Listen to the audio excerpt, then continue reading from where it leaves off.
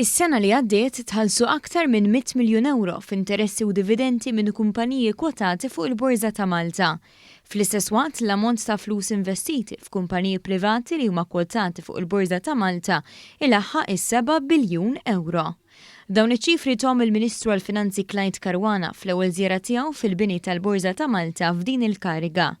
Huwa saħaq li flimkien mal-importanza li jiġu salvagwardjati l-impjiegi b'miżuri bħala għajnuna fil-ħlas tal-pagi magħrufa bħala l-Covid Wage Supplement u l-vouchers ta' 100 euro daqstant ieħor huwa importanti li jiġi protett is-suq kapitali għax l-ekonomija mhix magħmula biss mill-konsum tan-nies. Jekk is-suq kapitali ta' kwalunkwe ekonomija jsofri xi daqqa, eventwalment dik id-daqqa se tirrifletti fis-swieq oħra. Għaldaqstant irridu nkomplu nwasslu l-messaġġ li dal-Gvern qed jagħmel minn kollox sabiex kull suq tal-ekonomija tiġi protett u fl-istess waqt ukoll inserħu moħħ l-investituri li l-Gvern huwa wkoll jagħti każ is-suq kapitali sabiex nissalvagwardjaw mhux biss l-interessi tagħhom tal-investituri iżda wkoll ta' dawk kollha li b'xi mod jew ieħor jinsabu jaħdmu f'dan il-qasam u anke wkoll l-aspett tal-ekonomija b'mod ġenerali.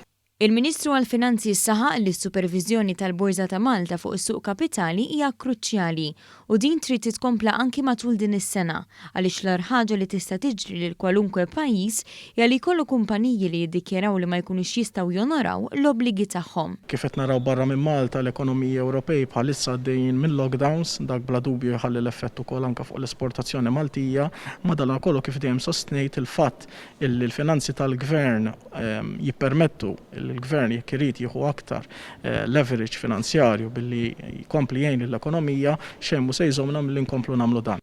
Iċ-Chairman tal-Borża ta' Malta, Sur Joseph Portelli, qal li fl-aħħar snin saret ħidma b'mod diligenti biex il-binja tkun waħda dinamika u attrajenti għal kull min iżura, inkluż turisti.